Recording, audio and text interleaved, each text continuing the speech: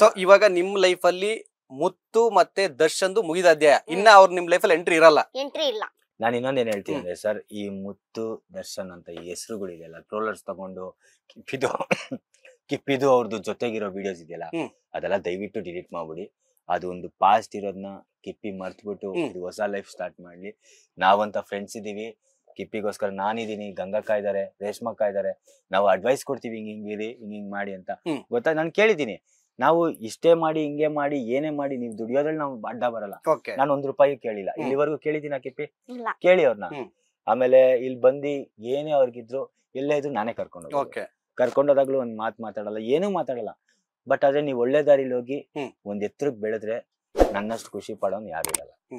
Suggestion ಕೂಡ ಕೇಳ್ತಾ ಇಲ್ವಾ? ನಾನು, ಗಂಗಕ್ಕ, ರೇಷ್ಮಕ್ಕ, ಸವಿತಕ್ಕ, ಕಬಾಬ್ ಮಂಜಣ್ಣ, ನವೀನ್ ಬ್ರದರ್, ಇವರೆಲ್ಲ ಇನ್ಸ್ಟಾದಲ್ಲಿ ನೀವು ನೋಡಿರ್ತೀರ, ಎಲ್ಲಾನು ನೋಡಿರ್ತೀವಿ. ನಾವೆಲ್ಲ ಇದೀವಿ ನಿಮ್ ಹಿಂದೆ. ಸ್ನೇಕ್ ನಾಗೇಂದ್ರನ ಅಂತ ಇವ್ರಿಷ್ಟು ಜನ ಇದೀವಿ ನಿಮ್ ಹಿಂದೆ. ನಿಮ್ಗೆ ಗೊತ್ತಾಗಿಲ್ವಾ? ಒಂದ್ ಫೋನ್ ಮಾಡಿ ಅಡ್ವೈಸ್ ತಗೊಳ್ಳಿ, ಇಂಥವ್ರ ಜೊತೆ ಹೋಗ್ತಾ ಇದೀನಿ, ಹಿಂಗಿದೆ, ಇಲ್ಲ ಬನ್ನಿ, ನಾವು ಬಂದೇ ಬರ್ತೀವಿ. ಹೆಂಗಿದ್ರು ಏನೇ ಮಾಡ್ಬೇಕಂದ್ರೆ ಬೆಂಗಳೂರು ಬರ್ಲೇಬೇಕು. ನಾವಿರ್ತೀವಿ. ಒಂದ್ಸತಿ ಅಡ್ವೈಸ್ ಕೇಳಿದ್ರೆ ಒಳ್ಳೆ ದಾರಿ ತೋರಿಸ್ತೀವಿ ಅನ್ನೋದ್ಕಿಂತ ಅವ್ರಿಗೂ ಗೊತ್ತಿರುತ್ತೆ. ಬಟ್ ಅದೇ ಇವತ್ತಿಂದ ಕಿಪ್ಪಿ ಕೀರ್ತಿ ತಿಳ್ಕೊಬೇಕು ಜನ ಯಾರ ಜೊತೆ. ನಂಗೆಲ್ಲ ಇವಾಗ ಗೊತ್ತಾಗಿದೆ. ಬಿಕಾಸ್ ಆಫ್ ನಾನು ಬ್ಲೈಂಡ್ ಆಗಿ ನಂಬಿದೆ ಅಂದ್ರೆ ಅವ್ರ ಮನ್ಸಿತಿ. ಅವ್ರು ಸಾರಿ ಕೇಳಿದ್ರು, ಅವ್ರ ಕಂಪ್ಲೀಟ್ ಆಗಿ ಅವ್ರು ಏನಂತ ನನ್ಗೆ ಅರ್ಥನೇ ಆಗ್ತಿಲ್ಲ. ಅವ್ರ ಜೊತೆಲಿ ಇದ್ದಾಗೂ ನನಗೆ ಗೋರ್ದರ್ಶನ್ ಜೊತೆಲಿ ಇದ್ದಾಗ ನನ್ಗೆ ನಂದ್ ಮೈಂಡ್ ಸೆಟ್ ಏನೋ ಅಲ್ಲಿ ಬ್ರೇಕಪ್ ಆಗಿತ್ತು. ಆ ಡಿಪ್ರೆಷನ್ ಅವ್ನ ಜೊತೆ ಸೇರಕ್ ಸ್ಟಾರ್ಟ್ ಮಾಡಿದೆ ನಾನು. ಸೊ ಹಂಗಾಗಿ ಅವ್ನ್ ಬಗ್ಗೆ ನಾನು ತಿಳ್ಕೊಳ್ಳೋದೇ ಮರ್ತು ಬಿಟ್ಟೆ. ಯಾಕಂದ್ರೆ ನಂದೇ ನನಗಾಗಿತ್ತು. ಸೊ ಈ ಕಡೆ ಬಂದ್ಮೇಲೆ ಇವನ್ ಬಗ್ಗೆ ನನ್ ಅರ್ಧ ಪರ್ಧ ಕೇಳ್ಪಡ್ತಿದ್ದೆ. ಕರೆಕ್ಟ್ ನನಗೆ ಕನ್ಫ್ಯೂಷನ್ ಆಗ್ತಿತ್ತು. ಆಮೇಲೆ ಇವನು ಇಲ್ಲಿ ಬಂದ್ಮೇಲೆ ಇವನೇ ಪ್ರೂವ್ ಮಾಡ್ಕೊಂಡು, ನೀನು ಬಂದಿರೋ ಲೈಕ್ಗೋಸ್ಕರ ನಾನು ಹಂಗೆ ಜನ ಹೇಳಕ್ಕಿಂತ ಇವನೇ ಜಾಸ್ತಿ ಪ್ರೂವ್ ಮಾಡ್ಕೊಂಡು ಈ ಸತಿ. ಸತಿ ಕಮ್ಮಿ ಪ್ರೂವ್ ಮಾಡ್ಕೊಂಡಿದ್ದ, ಅಲ್ಲಿಗೆ ಮುಚ್ಚಿ ಹಾಕ್ಬಿಟ್ಟೆ ನಾನೇನೆ. ಏನಕ್ಕೆ ಅಂದ್ರೆ ನನಗೆ ಗೊತ್ತಿಲ್ಲಲ್ಲ ಏನು ಅಂತ, ಸುಮ್ನೆ ನನ್ ತಪ್ಪಿಡ್ಕೊಂಡು ನಾನ್ ಏನ್ ಮಾತಾಡೋಣ ಅಂತ ನಾನೇ ಮುಚ್ಚಿ ಹಾಕ್ತಿದ್ದೆ. ಈ ಸತಿ ಏನಾದ್ರೆ ಅವ್ನು ಓವರ್ ಆಗಿ ಪ್ರೂವ್ ಮಾಡ್ಕೊಂಡ, ನನ್ ಬಗ್ಗೆ ಇಲ್ದಿರೋದೆಲ್ಲ ಮಾತಾಡ್ಕೊಂಡು. ನಾನು ಆಕ್ಷನ್ ಮಾಡ್ತಿದ್ದಿಲ್ಲ, ನಾನು ಇದನ್ನು ಮುಚ್ಚಾಕ್ತಿದ್ದೆ. 2 ವೀಕ್ ಇಂದ ನಾನು ಮುಚ್ಚಾಕಿದೀನಿ ಅಂದ್ರೆ ಹಂಗ ಕಂಟಿನ್ಯೂ ಮಾಡ್ತಿದ್ದೆ. ಇವನು ಓವರ್ ಆಗಿ ನಾನು ನ್ಯೂ ವಿಡಿಯೋ ಇದೆ, ನನ್ಗೆ ವಲ್ಗರ್ ಲ್ಯಾಂಗ್ವೇಜ್ ಬೈದು ವಿಡಿಯೋ ಮಾಡಿದಾಗ ನನಗೆ ತಡ್ಕೊಳಕ್ ಆಗಿಲ್ಲ. ಸತಿ ಹಂಗೆ ಮಾಡಿದ್, ಈ ಸತಿ ಹಿಂಗೆ ಮಾಡಿದ್ರೆ ಏನ್ ಇವನಿಗೆ ಅರ್ಥ ಆಗ್ತಿಲ್ವಾ? ಇವ್ನ ಲೈಫ್ ನೋಡ್ಕೊಳ್ಳೋದು ಭಯ ಇಲ್ಲ ಸರ್. ನಾವ್ ಏನ್ ಬೇಕಾದ್ರೂ ಮಾಡ್ಬೋದು. ನಾನೇ ದೊಡ್ಡ ರೌಡಿ ಅನ್ನೋ ನೆನಪು ಅವ್ರಿಗೆ. ರೌಡಿಗಳ ತರ ಇವ್ರು ಇನ್ಸ್ಟಾಗ್ರಾಮ್ಗೆ ಇವರೇ ಕಿಂಗ್ಗಳು. ಅಂದ್ರೆ ಇನ್ಸ್ಟಾಗ್ರಾಮ್ ಅವ್ರಿಗೆ ಯಾವ ತರ ಯೂಸ್ ಮಾಡ್ಬೇಕು ಅಂತ ಅವ್ರಿಗೆ ಗೊತ್ತಾಗ್ತಿಲ್ಲ. ಅಲ್ಲಿ ನಾನ್ ಬಿಟ್ಬಿಟ್ಟಿದೀನಿ. ನನ್ ಪ್ರೊಫೈಲ್ ಅಲ್ಲಿ ನೋಡಿ ಒಂದು ಕೂಡ ಅವ್ರದ್ದು ವಿಡಿಯೋ ನಾನು ರಿಯಾಕ್ಟೇ ವಿಡಿಯೋ ಇಲ್ಲ. ನಾನ್ ಬಿಟ್ಬಿಟ್ಟಿದೀನಿ ಅಂದ್ರೆ ಅವ್ರಿಗೆ ಏನ್ ಪ್ರಾಬ್ಲಮ್, ಅವ್ರು ಬಿಟ್ಟು ಇರ್ಬೋದಲ್ಲ. ಒಂದು ರಿಯಾಕ್ಟ್ ಇಲ್ಲ, ಒಂದು ಇದಿಲ್ಲ ಅವ್ರಿಗೆ. ಸೋಷಿಯಲ್ ಮೀಡಿಯಾನ ಏನಕ್ಕೆ ಬಳಸ್ಕೋಬೇಕು? ಅವ್ರು ಫೇಮಸ್ ಆಗೋರ, ನನ್ನಿಂದ ಫೇಮಸ್ ಆಗಿದೆ, ಅದೆಲ್ಲ ಮ್ಯಾಟ್ರ್ ಬೇಡ. ಅವ್ರು ಯಾರಿಂದ ಅಂದ್ರೂ ಫೇಮಸ್ ಆಗ್ಲಿ, ಯಾರಿಂದ ಅಂದ್ರೂ ಫಾಲೋವರ್ಸ್ ಇರ್ಕೊಳ್ಳಿ. ಬಟ್ ಅವ್ರು ಏನ್ ತೋರಿಸ್ಬೇಕು, ಇಂತರ ಲೈಕ್ ವಲ್ಗರ್ ಲ್ಯಾಂಗ್ವೇಜ್ ಅಲ್ಲಿ ಬೈದ್ರೆ ಅವ್ರು ಫಾಲೋ ಮಾಡೋಣ ಅಂತ. ಅದನ್ನ ಜನನೇ ಬುದ್ಧಿ ಕಲಿಸ್ಬೇಕು ಸರ್. ನಾವು ಕಲ್ಸೋದ್ ಕಲಿಸ್ತೀವಿ, ನಾವ್ ಏನ್ ಮಾಡ್ಬೇಕು ನಾವ್ ಮಾಡ್ತಿದೀವಿ. ಅದನ್ನ ಇವಾಗ ಈ ತರ ಎಲ್ಲ ಮಾಡ್ಕೊಂಡ್ ಬಂದಿದೀವಿ. ನೋಡಿ, ಇವ್ರಿಗೆ ಕಾಂಟ್ರವರ್ಸಿ ತರ ಕಾಣಿಸ್ತೈತೆ. ಇವತ್ತಿನ ದಿನ ಈ ಹೆಣ್ಮಗು ಬಗ್ಗೆ ಮಾತಾಡಿರೋ, ನಾಳೆ ದಿನ ನಿಮ್ಮನೆ ಹೆಣ್ಮಕ್ಳ ಬಗ್ಗೆನೂ ಮಾತಾಡ್ತಾರೆ. ಅವಾಗ ಜನ 4 ಜನ ರೋಡಲ್ಲಿ ನೋಡಿದಾಗ ಚಪ್ಲಿ ಹೊಡೆದ್ ಕಳಿಸಿದ್ರೆ, ಹಿಂಗ್ ಹೆಣ್ಮಕ್ಳ ಬಗ್ಗೆ ಮಾತಾಡ್ತಿ ಅಂತ, ಕಿಪ್ಪಿ ಕೀರ್ತಿ ಅನ್ನೋ ಹೆಣ್ಮಗು ಬಗ್ಗೆ ಮಾತಾಡ್ತಿ ಅಂತ ಹೊಡೆದ್ ಕಳ್ಸಿದ್ರೆ ಅವ್ನಿಗೊಂದ್ ಭಯ ಬರುತ್ತೆ. ನೆಕ್ಸ್ಟ್ ಟೈಮ್ ನಾನ್ ಮಾತಾಡ್ಬಾರ್ದಪ್ಪ, ನಾನ್ ಇದ್ ಮಾಡ್ಬೋದು. ಅದಕ್ಕೆ ಸಪೋರ್ಟ್ ಮಾಡಕ್ಕೆ 4 ನನ್ ಮಕ್ಳು ಇರ್ತಾರೆ. ಅದಕ್ಕೆ ಆದಂತ ಸಪೋರ್ಟ್ ಮಾಡಕ್ಕೆ ಒಂದ್ 3-4 ಜನ ಹುಡುಗರು ಇದಾರೆ. ಆ ತರ ಎಲ್ಲಾ ಮಾತಾಡಿ ನಾವ್ ಹಂಗ್ ಮಾಡ್ಬಿಡ್ತೀವಿ. ಬರೀ ಕೆಟ್ಟ ಪದ ಲೈವ್ ಅಲ್ಲಿ, ಬರೀ ಕೆಟ್ಟ ಪದ. ಅದೇ ಇವ್ರು ಒಡಿಸ್ತೀನಿ ಅದೇನೋ ಅವಳಿಗೆ ಆತರ ಸರ್. ನಮ್ದು ಬಿಡಿ ಸೆಕೆಂಡ್ರಿ. ಒಂದ್ ಹೆಣ್ಮಗು ಬಗ್ಗೆ, ಒಂದ್ ಮಂಗಳಮುಖಿ ಬಗ್ಗೆ ಏನಕ್ ಮಾತಾಡ್ಬೇಕು? ನೀನ್ ಅಲ್ಲಿ ಲೈವ್ ಅಲ್ಲಿ ಅಷ್ಟೊಂದು 400 ಜನ 500 ಜನ ನೋಡ್ತಾವ್ರೆ ಅಂದ್ರೆ ಅದು ನೋಡ್ತಾ ಇರೋರು ಕಾಮನ್ ಸೆನ್ಸ್ ಇಲ್ವಾ? ಇವಾಗ ಅವ್ರ ಅಕೌಂಟ್ ನೋಡಿದಷ್ಟೇ ಈ ತರ ಮಾಡ್ತಿದಾರೆ ಅಂತ ರಿಪೋರ್ಟ್ ಹೊಡೆದು ಬ್ಲಾಕ್ ಹೊಡೆದು ಸಾಯಿಸ್ಬಾರ್ದು. ಇದ್ ಮಾಡ್ಬಿಡ್ಬೇಕು ತಾನೆ. ರಿಪೋರ್ಟ್ ಹೊಡೆದು ಬ್ಲಾಕ್ ಹೊಡೆದು ಮುಗಿಸ್ಬಿಡ್ಬೇಕು. ರೋಡಲ್ಲಿ ಸಿಗ್ತಾ ಕಲ್ಕಲಲ್ಲಿ ಹೊಡೆದ್ರೆ ಗೊತ್ತಾಗೋದಿರಲ್ಲ. ಸೊ ಇವಾಗ ಕಂಪ್ಲೇಂಟ್ ಕೊಟ್ಟಿದ್ದೀರಾ, ನೆಕ್ಸ್ಟ್ ಅದೇ ಏನೇನ್ ಕಾನೂನು ಕ್ರಮ ಆಗುತ್ತೆ ಅನ್ನೋದನ್ನ ವೇಟ್ ಮಾಡಿ ನಮ್ಮ ಮುಂದಿನ ಹೆಜ್ಜೆ ಅಂತ ಹೇಳ್ತಾ ಇದೀರಾ. ಸೊ ಫೈನಲಿ ಇಲ್ಲಿವರೆಗೂ ಇಂಟರ್ವ್ಯೂದಲ್ಲಿ ನೀವು ಸಾಕಷ್ಟು ವಿಚಾರಗಳು ಮಾತಾಡಿದ್ರಿ. ಅಂದ್ರೆ ನಿಮ್ಗೆ ಏನ್ ಕಾಂಟ್ರವರ್ಸಿ ಆಗಿರೋದ್ರಿಂದ ಹಿಡಿದು ಫ್ರೆಂಡ್ಶಿಪ್ ಆಗಿರ್ಬೋದು, ಹೆಂಗ್ ಬೆಳೆದ್ರಿ, ಏನ ಇಲ್ಲಿ ತನಕ ಯಾವ ತರ ಬಂದ್ರಿ ಅನ್ನೋದನ್ನ ಇಬ್ರು ಮಾತಾಡಿದ್ರಿ. ಸೊ ಫೈನಲಿ ಕಿಪ್ಪಿ ಅವರೇ, ನಿಮ್ಮ ಫಾಲೋವರ್ಸ್ ಮತ್ತೆ ನಮ್ಮ ಬಾಸ್ ಟಿವಿ ವೀಕ್ಷಕರಿಗೆ ಏನ್ ಹೇಳಕ್ ಇಷ್ಟಪಡ್ತೀರಾ? ನನ್ನ ಫಾಲೋವರ್ಸ್ ಗೆ ನಾನು ಹೇಳೋದು ಇಷ್ಟೇ. ಸೊ ಇವಾಗ ಇವ್ರುಗಳಿಂದ ನನ್ನ ನೇಮ್ ಹಾಳಾಗಿದೆ. ಸೊ ಇವ್ರು ನಾನು ಏನೇ ತಪ್ಪು ಮಾಡಿ ಇರ್ಲಿ ಅದೆಲ್ಲ ಮಾಫಿ ಮಾಡಿ. ಬಿಕಾಸ್ ರೀಸನ್ ಇಷ್ಟೇ, ತಪ್ಪು ಮಾಡ್ದಿರೋರು ಯಾರು ಇರಲ್ಲ ಪ್ರಪಂಚದ, ಎಲ್ಲರೂ ಮಾಡ್ತಾರೆ. ಬಟ್ ಇವ್ರು ಇವ್ರು ನನ್ನ ನಂಬಿಸಿ ಕುತ್ತಿಗೆ ಕುಯ್ದಿದ್ದಾರೆ. ಸೊ ಇವ್ರನ್ನ ದಯವಿಟ್ಟು ಫಾಲೋ ಮಾಡ್ಕೊಂಡು ಅವ್ರಿಂದ ಹೋಗ್ಬೇಡಿ. ನಾನು ಒಂದೇ ಹೇಳ್ತಾ ಇರೋದು, ಈ ತರ ಒಂದು ವ್ಯಕ್ತಿಗಳು ಇರ್ತಾರೆ. ನಾನು ಯಾವತ್ತೊಂದು ವ್ಯಕ್ತಿ ಬಗ್ಗೆ ಈ ತರ ಮಾತಾಡಲ್ಲ, ಬಟ್ ನಾನೇನ್ ಹೇಳ್ತಾ ಇದ್ದೀನಿ ಅಂದ್ರೆ ಇಂಥ ವ್ಯಕ್ತಿಗಳು ಇರ್ತಾರೆ ಲೈಫ್ ಅಲ್ಲಿ. ಸೊ ಜೋಪಾನ ಆಗಿರಿ. ಎಲ್ಲಾ ಹೆಣ್ಮಕ್ಳು ಮೆಸೇಜ್ ಆಕ್ಸಸ್ ನ ಎಲ್ಲ ರಿಪ್ಲೈ ಕೊಡೋರು ಇರ್ತಾರೆ. ಪಾಪ ಇವಾಗ ಮೆಚೂರಿಟಿ ಇಲ್ದಿರೋರು ಇರ್ತಾರೆ, ಒಂದು 16, 17, 18 ಜಿರೋರು ಇರ್ತಾರೆ. ಎಲ್ಲ ಹಿಂಗೆ ಇವಾಗ ನಾನ್ 22 ಏಜ್ ನಾನೇ ಹೊಸ ಹೋಗಿದ್ದೀನಿ ಅಂದ್ರೆ ಅಂತವ್ರು ಹೋಗಲ್ವಾ? ಸೊ ದಯವಿಟ್ಟು ಅಂತವ್ರು ಮನವಿ ಮಾಡ್ತಾ ಇದೀನಿ, ಅಂತವ್ರನ್ನೆಲ್ಲ ಮೆಸೇಜ್ ಹಾಕ್ತಾರೆ ರಿಪ್ಲೈ ಕೊಡ್ಬೇಡಿ. ಮತ್ತೆ ಇನ್ನೊಂದು ಅಂತವ್ರನ್ನ ಫಾಲೋ ಕೂಡ ಮಾಡ್ಬೇಡಿ. ಒಬ್ರು ನೋಡಿ ಅಂತ ವ್ಯಕ್ತಿ ಹೇಗೆ ಅಂತ ನೋಡಿ, ಅಕಸ್ಮಾತ್ ಗೊತ್ತಾಗಿಲ್ಲ ಅಂದ್ರೆ ಯಾರ ಮನೇಲಿ ದೊಡ್ಡವ್ರು ಇರ್ತಾರೆ ಕೇಳಿ. ನೋಡಿ ನನ್ ದೊಡ್ಡವ್ರ ಸಜೆಷನ್ ಏನು ಕೇಳ್ದೆ ನಂದೇ ನಾನ್ ಹೋದೆ. ನಾನೇ ಇವಾಗ ಇಷ್ಟೆಲ್ಲ ಅನ್ವಯಿಸ್ತಾ ಇದೀನಿ ಅಂದ್ರೆ ನಾನು ನಿಮಗೆ ಒಂದು ಇನ್ಸ್ಪಿರೇಷನ್ ಆಗ್ಬೇಕು. ಇದು ಮುಂದಕ್ಕೆ ನಾನು ಒಳ್ಳೆ ಕೆಲಸ ಮಾಡ್ತಾ ಇದ್ದೀನಿ, ಅದು ಆಲ್ರೆಡಿ ನಾನು ಹೇಳಿ ಬಿಟ್ಟಿದೀನಿ, ಮಾಡಿದೀನಿ ಕೂಡ. ಎಲ್ಲೋ ನಾನು ತೋರ್ಸ್ಕೊಳಲ್ಲ, ಹೋಗಿಲ್ಲ. ಬಟ್ ನಾನು ಇನ್ ಮುಂದೆ ನನ್ನ ಲೈಫ್ ಒಂದು ಆರಾಮಾಗಿ ಹೋಗ್ಬೇಕು. ಮತ್ತೆ ಎಲ್ಲಾ ಟ್ರೋಲರ್ಸ್ಗೆ ಒಂದ್ ಮನವಿ ಮಾಡ್ತಾ ಇದ್ದೀನಿ, ಅವ್ರ ಜೊತೆ ಇದ್ದಿದ್ದು ವಿಡಿಯೋಸ್ ಮತ್ತೊಂದು ಮಗಳೊಂದು ಎಲ್ಲ ಟ್ರೋಲ್ ಮಾಡಿದ್ನ ಡಿಲೀಟ್ ಮಾಡಿ. ಮತ್ತೆ ಇನ್ನೊಂದು ನನ್ನ ಟ್ರೋಲ್ ಮಾಡಿ ಬೇಡ ಅಂತೇನ, ನನ್ನ ವಿಡಿಯೋಸ್ ನ ತಗೊಂಡ್ ಟ್ರೋಲ್ ಮಾಡಿ. ಯಾಕಂದ್ರೆ ನಿಮ್ಮಿಂದನೇ ನಾನು ಟ್ರೋಲ್ಸ್ ಬಗ್ಗೆ ಕೆಟ್ಟದಾಗ ಮಾತಾಡಕ್ ಹೋಗಲ್ಲ. ಸೊ ಎಲ್ಲಾರ್ಗು ಮನವಿ ಮಾಡ್ತಿರೋದು ಒಂದೇ, ಎಚ್ಚರ ಆಗಿರಿ. ಮತ್ತೆ ಥ್ಯಾಂಕ್ ಯು ಇಷ್ಟು ಸಪೋರ್ಟ್ ಪ್ರೀತಿ. ಯಾರೇ ನನ್ನ ಪ್ರಾಬ್ಲಮ್ಗೆ ನಿಂತಿದ್ದೀರ, ಟ್ರೋಲರ್ಸ್ ಆಗ್ಲಿ, ಟ್ರಾನ್ಸ್ಜೆಂಡರ್ ಅಕ್ಕಂದಿರು ಅಮ್ಮಂದಿರು ಯಾರೇ ಆಗ್ಲಿ, ಮತ್ತೆ ನಮ್ಮ ಫ್ರೆಂಡ್ಸ್, ನಮ್ಮ ಕ್ಯೂಟ್ ಫ್ರೆಂಡ್ಸ್ಗೂ ಥ್ಯಾಂಕ್ಸ್. ಮತ್ತೆ ನಮ್ಮ ಕಾವ್ಯ, ಮತ್ತೆ ನಮ್ಮ ಡ್ಯಾನ್ಸರ್ ಅಣ್ಣ, ಸುರೇಶನ್ ಅಣ್ಣ.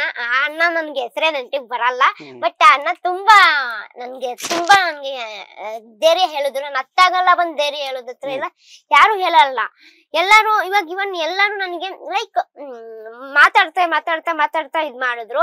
ಬಟ್ ಅವರು ನನ್ನ ಹತ್ರ ಬಂದ್ ಕೈ ಹಿಡ್ಕೊಂಡು ಇಷ್ಟೆಲ್ಲ ನನಗೆ ಇದ್ ಮಾಡಿದ್ರು. ಅವ್ರಿಗೆ ತುಂಬ ಹೃದಯ ಧನ್ಯವಾದಗಳು. ಮತ್ತೆ ನಮ್ಮ ಕೃಷ್ಣ ಯಾವಾಗಿದು ಫೈನಲ್ ಆಗಿ ಹೇಳ್ತಾ ಇದೀನಿ, ನಮ್ ಕೃಷ್ಣ ಯಾವಾಗೂ ಥ್ಯಾಂಕ್ಸ್ ಅಂತಾನೆ ಹೇಳೋದು ನಾನು. ಬಿಕಾಸ್ ನಾನು ಒಂದೊಂದು ಟೈಮ್ ನಾನು ಕೋಪ ಮಾಡ್ಕೊಂಡು ನಾನು ಮಾತಾಡೋದೆಲ್ಲ ಬಿಟ್ಬಿಟ್ರೆ, ನಾನು ಆ ಟೈಮಲ್ಲಿ ಅವ್ರು ಬೇಜಾರೇ ಮಾಡ್ಕೊಳಲ್ಲ.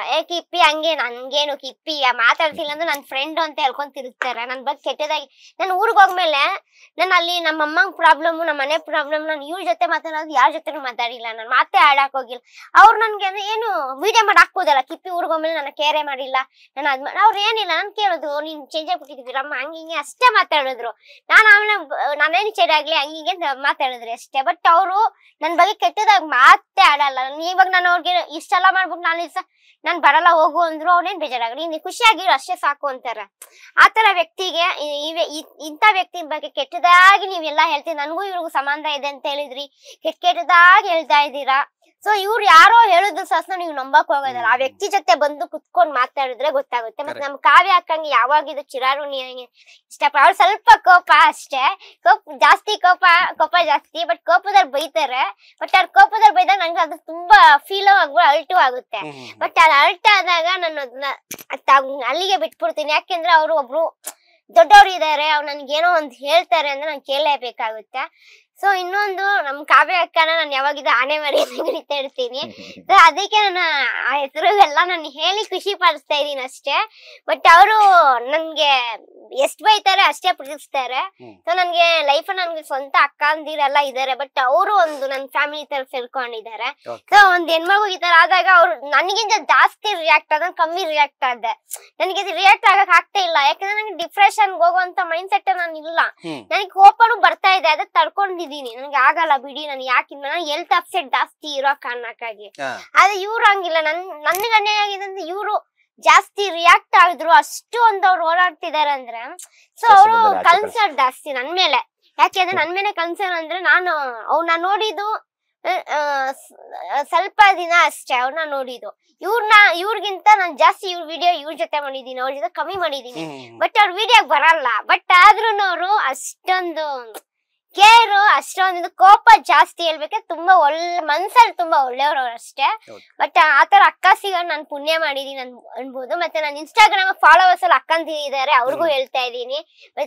ಮತ್ತೆ ಅಣ್ಣಂದಿರು ಇದಾರೆ, ಸಪೋರ್ಟ್ ಮಾಡಿ ಪ್ರತಿ ಒಬ್ರಿಗೂ ಥ್ಯಾಂಕ್ ಯು ಅಂತ ಹೇಳಕ್ ಇಷ್ಟಪಡ್ತೀನಿ. ಎದ್ರಲ್ಲಿ ನಮ್ಮ ಕ್ಯೂಟ್ ಫ್ರೆಂಡ್ಸ್ಗೂ ಥ್ಯಾಂಕ್ ಯು, ಮತ್ತೆ ನಮ್ಮ ಕಾವ್ಯ ಅಕ್ಕಂಗು, ಮತ್ತೆ ಅಣ್ಣಂಗು, ನಿಮಗೂ, ಎಲ್ಲರಿಗೂ ಥ್ಯಾಂಕ್ ಯು ಅಂತ ಹೇಳಕ್ ಇಷ್ಟಪಡ್ತೀನಿ. ಇನ್ನ ನೀವು ಫೈನಲಿ ನಮ್ಮ ವೀಕ್ಷಕರು, ನಿಮ್ಮ ಫಾಲೋವರ್ಸ್ ಗೆ ಹೇಳೋದಾದ್ರೆ? ಫಸ್ಟ್ ನಾನು ಫಾಲೋವರ್ಸ್ ಹೇಳಕ್ ಇಷ್ಟಪಡ್ತೀನಿ. ಏನಂತ ಹೇಳ್ತೀನಿ ಅಂದ್ರೆ, ಅವರು ಪಾಸಿಟಿವಿಟಿನ ತಗೊಂಡು ಮಾತ್ರ ನನ್ನ ಫಾಲೋ ಮಾಡ್ತಿದ್ದಾರೆ. ಪಾಸಿಟಿವಿಟಿಯಾಗಿ ನಾನು ಯಾವ್ದು ಬ್ಯಾಡ್ ವರ್ಡ್ಸ್ ಯೂಸ್ ಮಾಡದೆ ಹೆಣ್ಮಕ್ಳ ಬಗ್ಗೆ ಜಾಸ್ತಿ ರೀಲ್ಸ್ ಮಾಡೋದ್ರಿಂದ ಪಾಸಿಟಿವಿಟಿ ತಗೊಂಡು ಎಲ್ಲರೂ ಫಾಲೋ ಮಾಡಿ ಒಳ್ಳೊಳ್ಳೆ ಕಮೆಂಟ್ಸ್ ಹಾಕ್ತಿದ್ದಾರೆ. ನಿಮ್ಗೆ ಎಷ್ಟೇ ಇದ್ ಮಾಡಿದ್ರು ನೀವು ಮೆಚೂರ್ ಆಗಿ ಮಾತಾಡ್ತೀರಾ, ಮೆಚೂರ್ ಆಗಿ ಇದ್ ಮಾಡ್ತೀರಾ ಅಂತ. ನಾನ್ ಹೇಳೋದೇನಂದ್ರೆ ಅವ್ರು ಮೆಚೂರ್ ಆಗಿ ಮಾತಾಡೋದ್ಕಿಂತ ಗೌರವ ಕೊಡ್ಬೇಕು. ನಮ್ಮ ಅಕ್ಕ ತಂಗಿಗೆ ಹೆಂಗ್ ಗೌರವ ಕೊಡ್ತೀವೋ ಹಂಗೆ ಗೌರವ ಕೊಡ್ಬೇಕು ಫಸ್ಟ್. ಅದಾದ್ಮೇಲೆ ಇಂಥ ಫ್ರೆಂಡ್ಸ್ ಇರ್ತಾರೆ, ಇಂಥ ಲವರ್ಸ್ ಇರ್ತಾರೆ ಅಂದ್ಬಿಟ್ಟು ಕಿಪ್ಪಿ ಕೀರ್ತಿ ನೋಡಿ ಕಲ್ತ್ಕೋಬೇಕು. ನಾನು ಒಂದು ಓಪನ್ ಅಪ್ ಆಗಿ ಹೇಳ್ತೀನಿ, ಬೇರೆಯವ್ರು ಹೇಳಿರೋ ತರ ಕಿಪ್ಪಿ ಕೀರ್ತಿನ ನಾನು ಲೈಕ್ಸ್ ಫಾಲೋವರ್ಸ್ ಯೂಸ್ ಮಾಡ್ಕೊಳ್ಳಲ್ಲ. ನಾನು ಇಂಟೆನ್ಷನ್ ನಾನು ಯೂಸ್ ಮಾಡ್ಕೊಳ್ಳಲ್ಲ. ನನಗ್ ಬೇಡ ಅದು. ನಾವು ಖುಷಿಯಿಂದ ನಾವು ರೀಲ್ಸ್ ಮಾಡ್ತೀವಿ. ನೀವು ಇವತ್ತು ಬೇಡ ಅಂದ್ರೆ ನಾವು ನಾಳೆನಿಂದಾನೇ ಮಾಡಲ್ಲ ನಾವು ರೀಲ್ಸ್. ನಾವಿಬ್ರು ಜೊತೆಗೆ ಮಾಡೋದೇ ಬೇಡ, ನನ್ಗೆ ಅವಶ್ಯಕತೆ ಇಲ್ಲ. ನಾನು ಕಿಪ್ಪಿ ಕೀರ್ತಿಯಿಂದ ಬೆಳಿಬೇಕು ಅನ್ನೋದೇನಿಲ್ಲ. ನನ್ನ ಓನ್ ಟ್ಯಾಲೆಂಟ್ ಅಲ್ಲಿ ನಾನು ಏನಿದೆಯೋ ನನ್ಗೆ ಅದು ಇದು ಬರುತ್ತೆ, ಡ್ಯಾನ್ಸ್ ಮಾಡ್ತೀನಿ, ಇನ್ನೊಂದ್ ಮಾಡ್ತೀನಿ, ಮತ್ತೊಂದ್ ಮಾಡ್ತೀನಿ, ನನ್ಗೇನ್ ಬರುತ್ತೋ ಅದನ್ನ ಮಾಡ್ಕೊಂಡು ನಾನು ಬೆಳಿತೀನಿ. ಆಮೇಲೆ ಬಾಸ್ ಟಿವಿ, ನಿಮ್ದು ಬಾಸ್ ಟಿವಿ ಅವ್ರಿಗೆ ನಮ್ದು ಬೇಗ ರೆಸ್ಪಾನ್ಸ್ ತಗೊಂಡ್ರು. ನಮ್ಮನ್ನ ಚೆನ್ನಾಗಿ ನಮಗ್ ಫಸ್ಟ್ ಬಂದಿದ ತಕ್ಷಣ ಚೆನ್ನಾಗಿ ನೋಡ್ಕೊಂಡ್ರು, ಎಲ್ಲ ಮಾಡಿದ್ರು. ಆಮೇಲೆ ಇವ್ರ ಅಕೌಂಟ್ ನ ದಯವಿಟ್ಟು ಫಾಲೋ ಮಾಡಿ, ಲೈಕ್ ಮಾಡಿ, ಶೇರ್ ಮಾಡಿ, ಆಯ್ತಾ? ಎಲ್ಲರೂ ಶೇರ್ ಮಾಡಿ, ದಯವಿಟ್ಟು ಈ ವಿಡಿಯೋನ ಆದಷ್ಟು ಶೇರ್ ಮಾಡಿ. ಆಮೇಲೆ ಕಿಪ್ಪಿ ಕೀರ್ತಿದ್ ಇಷ್ಟು ದಿನ ಎಷ್ಟು ಅವ್ರದ್ದು ತೊಂದರೆಗಳಾಗಿದ್ಯೋ, ಏನೇನಾಗಿದ್ಯೋ ಅದನ್ನೆಲ್ಲ ಅವ್ರನ್ನ ಕ್ಷಮಿಸ್ಬಿಡಿ. ಇದೊಂದು ಸತಿ ಕ್ಷಮಿಸ್ಬಿಡಿ. ನಾನು ನಿಮ್ಮ ಕ್ಯೂಟ್ ಪ್ರಿನ್ಸ್ ಹೇಳ್ತಾ ಇದೀನಿ, ದಯವಿಟ್ಟು ಕ್ಷಮಿಸಿ. ಈ ವಿಷಯದಲ್ಲಿ ಅವ್ರಿಗೆ ಇದೊಂದ್ ಸತಿ ಕ್ಷಮೆ ಕೊಡಿ. ನೆಕ್ಸ್ಟ್ ಅವ್ರು ಮಾಡೋ ಕೆಲಸಗಳನ್ನ ನೋಡಿ ಅವ್ರನ್ನ ಫಾಲೋ ಮಾಡಿ ಅವ್ರನ್ನ ಇನ್ನೂ ಎತ್ತರಕ್ಕೆ ಬೆಳೆಸಿ ಅಂತ ಕೇಳ್ಕೊತೀನಿ. Thank you. ಸೊ ನೋಡಿದ್ರಲ್ಲ, ಇದಿಷ್ಟು ಕಿಪ್ಪಿ ಕೀರ್ತಿ ಮತ್ತೆ ಕ್ರಶ್ ಬಾಯ್ ಮಾತು, ಕೃಷ್ಣ ಅವರ ಮಾತು. ಅಂದ್ರೆ ಇನ್ಸ್ಟಾಗ್ರಾಮ್ ಅಲ್ಲಿ ಒಂದು ಸಕ್ಸಸ್ಫುಲ್ ಆಗಿ ಫೇಮಸ್ ಆಗಿದ್ರು, ಹೋಗ್ತಾ ಇದ್ರು. ಅದ್ರ ನಡುವೆ ಕಾಂಟ್ರವರ್ಸಿ ಬಂತು. ಇವಾಗ ಪೊಲೀಸ್ ಠಾಣೆ ಮೆಟ್ಟಿಲೇರಿ ಏನೇನಾಯ್ತು ಅನ್ನೋದು ವಿಚಾರನ ನಮ್ ಜೊತೆ ಹಂಚ್ಕೊಂಡಿದ್ದಾರೆ. ಕಿಪ್ಪಿ ಕೀರ್ತಿ ತುಂಬಾ ಒಳ್ಳೆ ಹುಡುಗಿ. ಅಂದ್ರೆ ಹೆಂಗೆ ಅಂದ್ರೆ ಏನು ತಪ್ಪು ಸರಿ ಗೊತ್ತಾಗಲ್ಲ, ಮಾತಾಡೋದು ನೋಡ್ರೆ ಹಂಗ ಅನ್ಸುತ್ತೆ. ಸೊ ನೋಡಮ್ಮ ಕೀರ್ತಿ, ಯಾವ್ದು ಏನು ಅಂತ ತಿಳ್ಕೊಂಡು ಮಾಡ್ಕೊಂಡು ಹೋಗ್ಬೇಕು. ಸೊ ನಿನಗೆ ಇದೇ ತರ ನೀನ್ ಹೇಳ್ಕೊಂಡಂಗೆ ನಾನು ಫಿಲಂ ಇಂಡಸ್ಟ್ರಿಗೆ ಎಂಟ್ರಿ ಆಗ್ಬೇಕು ಅಂತ ಹೇಳ್ದೆ. ಅದೇ ತರ ಅವಕಾಶ ಸಿಗ್ಲಿ ನಿಮ್ಗೂ ಅಷ್ಟೇ ಬ್ರದರ್. ಡ್ಯಾನ್ಸ್ ಮಾಸ್ಟರ್ ಅಂತ ಹೇಳಿದ್ರಿ, ನಿಮ್ಗೂ ಕೂಡ ಒಳ್ಳೆ ಅವಕಾಶ ಸಿಗ್ಲಿ. ಸೋಷಿಯಲ್ ಮೀಡಿಯಾದಲ್ಲಿ ಯಾವುದೇ ಪ್ಲಾಟ್ಫಾರ್ಮ್ ಇರಲಿ ಚೆನ್ನಾಗಿ ಹೋಗಿ, ಯಾವುದೇ ಕಾಂಟ್ರವರ್ಸಿ ಮಾಡ್ಕೊಂಡಂಗೆ ಚೆನ್ನಾಗಿ ಹೋಗಿ. ಇಂಟರ್ವ್ಯೂ ಕೊಟ್ಟಿದ್ದಕ್ಕೆ ತುಂಬಾ ಥ್ಯಾಂಕ್ಸ್. ಲೇಟೆಸ್ಟ್ ಹಾಗೂ ಇಂಟ್ರೆಸ್ಟಿಂಗ್ ಸುದ್ದಿಗಳಿಗಾಗಿ ಬಾಸ್ ಟಿವಿ ಕನ್ನಡ ಚಾನೆಲ್ನ ಸಬ್ಸ್ಕ್ರೈಬ್ ಮಾಡಿ. ಹಾಗೆಯೇ ಬೆಲ್ ಐಕಾನ್ ಪ್ರೆಸ್ ಮಾಡಿ. ಇದರ ಜೊತೆಗೆ ಫೇಸ್ಬುಕ್, ಇನ್ಸ್ಟಾಗ್ರಾಮ್, ಎಕ್ಸ್ ನಲ್ಲೂ ಮಿಸ್ ಮಾಡದೆ ಫಾಲೋ ಮಾಡಿ.